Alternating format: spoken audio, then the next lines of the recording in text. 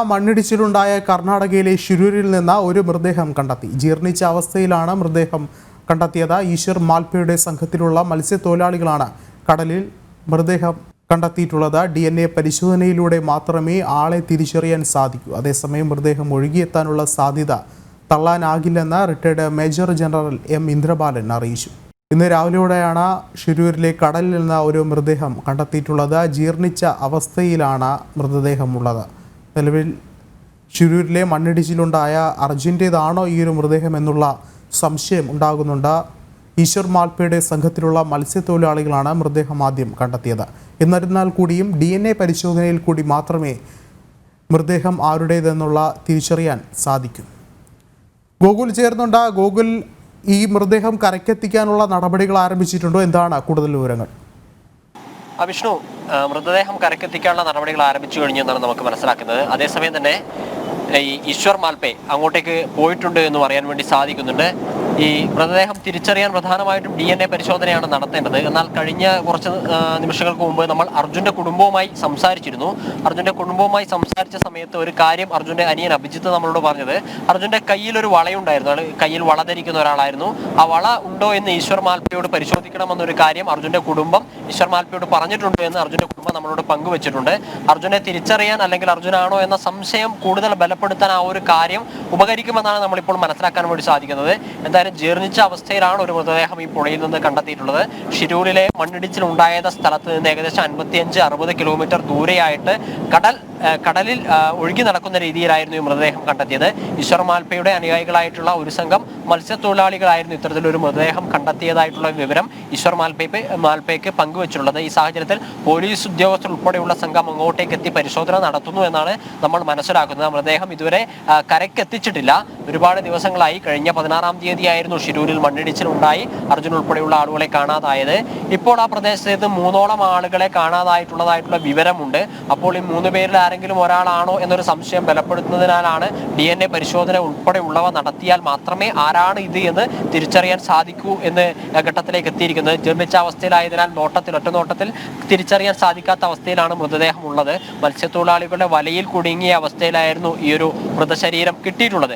എന്നാൽ ഔദ്യോഗികമായിട്ടുള്ള ഒരു അറിയിപ്പൊന്നും കർണാടക ഗവൺമെന്റിന്റെ ഭാഗത്തു നിന്ന് അർജുന്റെ കുടുംബത്തിന് ലഭിച്ചിട്ടില്ല എന്നാണ് അർജുന്റെ കുടുംബവുമായി ബന്ധപ്പെട്ട് സംസാരിക്കുന്ന സമയത്ത് മനസ്സിലാക്കാൻ സാധിക്കുന്നത്. മാധ്യമങ്ങളിൽ വരുന്ന വാർത്തയുടെ അടിസ്ഥാനത്തിലാണ് അവർ കാര്യങ്ങൾ അറിയുന്നത്. ജിതിൻ ഉൾപ്പെടെയുള്ള അർജുന്റെ ചേച്ചിയുടെ ഭർത്താവായിട്ടുള്ള ജിതിൻ ഉൾപ്പെടെയുള്ള ആളുകളുമായിട്ട് നമ്മൾ സംസാരിച്ചിട്ടുണ്ടായിരുന്നു.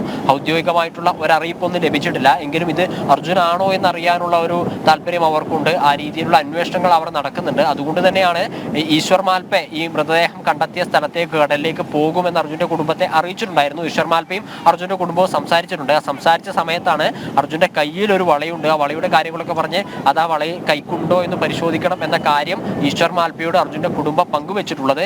ഇതൊക്കെ ഉണ്ടെങ്കിൽ കൂടിയും DNA പരിശോധന നടത്തിയാൽ മാത്രമേ ഇത് യഥാർത്ഥത്തിൽ ആരാണ് എന്ന കാര്യം പൂർണ്ണമായിട്ടും വ്യക്തമാവുകയുള്ളൂ. അത്തരത്തിലുള്ള നടപടികളിലേക്ക് കടക്കണമെന്ന ആവശ്യം കൂടി അർജുന്റെ കുടുംബം മുമ്പോട്ടേക്ക് വെച്ചിട്ടുണ്ട്. അർജുന്റെ അനിയൻ അഭിജിത്തിന്റെ DNA സാമ്പിൾ കളക്ട് ചെയ്ത് ഷിരൂരിലുണ്ട്, കർണാടകയിലുണ്ട്.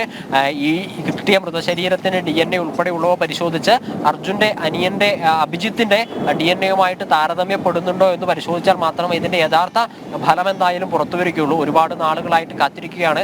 അർജുനെ അവസാനമായിട്ട് ഒരു നോക്ക് കാണാൻ സാധിക്കുമോ എന്ന ആശങ്കയിലാണ് അർജുന്റെ കുടുംബവും ഈ കോഴിക്കോടെ കണ്ണാടിക്കൽ പ്രദേശത്തെ നാട്ടുകാരും ഒക്കെ കഴിയുന്നത്. കഴിഞ്ഞ തിങ്കളാഴ്ചയോട് കൂടിയിട്ട് അവിടെയുള്ള പ്രദേശത്തെ ഗംഗാവലി പുഴയിലെ അർജുന്റെ ലോറിയും അർജുനും ഉൾപ്പെടെയുള്ളവ ഒഴുക്കിൽപ്പെട്ടു എന്ന് കരുതുന്ന ഗംഗാവലി പുഴയിൽ കനത്ത ഒഴുക്കായതിനെ തുടർന്ന് കഴിഞ്ഞ തിങ്കളാഴ്ചയായിരുന്നു അത്തരത്തിലുള്ള പരിശോധന അവിടെ നിർത്തിവെച്ചത്. കഴിഞ്ഞ 3 ദിവസങ്ങൾക്ക് മുമ്പ് വീണ്ടും പരിശോധന നടത്താൻ വേണ്ടി ഈശ്വർ മാൽപ്പെ ഉൾപ്പെടെയുള്ള സംഘം അങ്ങോട്ടേക്ക് പോയിരുന്നെങ്കിലും ഉത്തര കന്നഡ ജില്ലാ ഭരണകൂടം ഇവർക്ക് അനുമതി നിഷേധിച്ചിരുന്നു. കാരണം തിരച്ചിൽ നിർത്തിവെക്കുന്ന സാഹചര്യത്തിലുണ്ടായിരുന്ന അതേ കുത്തൊഴുക്ക് ഇപ്പോഴും ഉണ്ട്.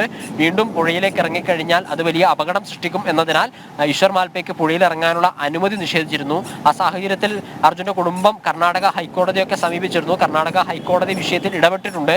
ഏതു വിധേനയും തെരച്ചിൽ പുനരാരംഭിക്കണമെന്നും ആവശ്യമായിട്ടുള്ള സാങ്കേതിക സഹായങ്ങളൊക്കെ എത്തിക്കണമെന്നും കർണാടക കേരള ഗവൺമെന്റ് ഒരുമിച്ച് നിന്നുകൊണ്ട് ഈ തിരച്ചിൽ പുനരാരംഭിക്കണമെന്നുള്ള കാര്യമൊക്കെ കർണാടക ഹൈക്കോടതി ഉത്തരവാൽ പറയുകയുണ്ടായി.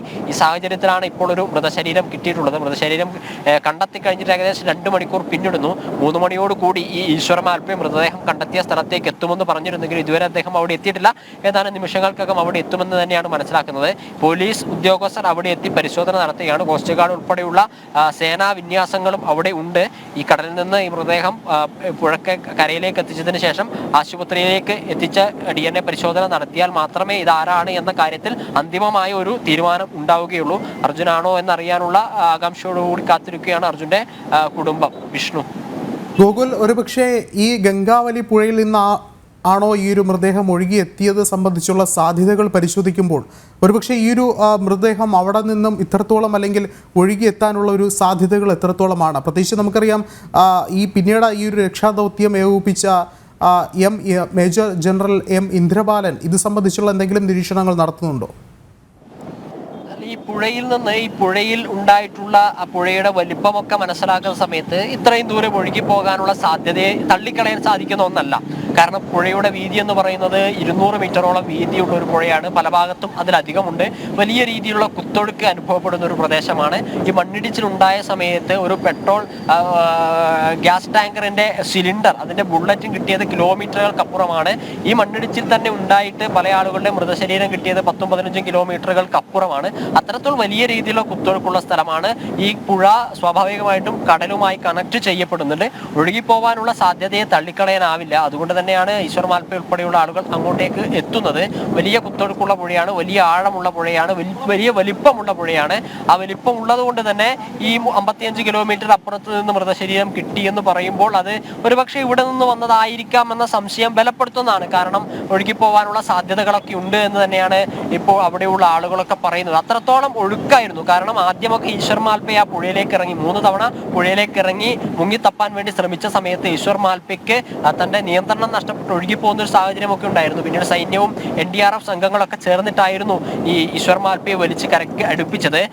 6 നോട്ട്സ് ആയിരുന്നു അവിടുത്തെ പുഴയിൽ ഒഴുക്ക്. 6 നോട്ട്സ് എന്ന് പറഞ്ഞു കഴിഞ്ഞാൽ മണിക്കൂർ 10 കിലോമീറ്റർ വേഗതയിൽ ഒഴുകുന്ന ഒരു പുഴയായിരുന്നു ഈ തിരച്ചിൽ നടത്തിയ സമയത്തും തിരച്ചിൽ നിർത്തുന്ന സമയത്തും ഉണ്ടായിരുന്നത്. മണിക്കൂറിൽ 10 കിലോമീറ്റർ വേഗതയിൽ ഒഴുകുന്ന ശക്തമായ അടിയൊഴുക്കുള്ള ഒരു പുഴയിൽ 55 കിലോമീറ്ററുകൾക്ക് ഇപ്പുറത്ത് നിന്നൊരു മൃതശരീരം കിട്ടിക്കഴിഞ്ഞാലും അത് ഒഴുകിപ്പോവാനുള്ള സാധ്യതകളൊക്കെ ഉണ്ട്. അങ്ങനെ തന്നെയാണ് അനുമാനിക്കാൻ സാധിക്കുക. കാരണം അതിൻ്റെ ഇടയ്ക്ക് മറ്റെവിടെയെങ്കിലും മറ്റ് തടസ്സങ്ങളുണ്ടോ ഇല്ലയോ എന്നുള്ളതിനെ പറ്റിയൊന്നും അറിയില്ല. പക്ഷേ ഈ സാഹചര്യങ്ങളൊക്കെ പരിഗണിക്കുകയാണെങ്കിൽ ഈ 6 നോട്ട്സ് ഒഴുക്ക്, അതായത് 10 km/h വേഗതയിൽ ഒഴുകുന്ന ഒഴുക്കുള്ള പുഴയുടെ ഭീകരമായിട്ടുള്ള വലിപ്പം, അതിൻ്റെ ആഴമൊക്കെ പരിഗണിക്കുകയാണെങ്കിൽ ഒരുപക്ഷെ ഒഴുകി അവിടെ എത്താനുള്ള സാധ്യതയുണ്ട് എന്ന് തന്നെയാണ് മനസ്സിലാക്കുന്നത്.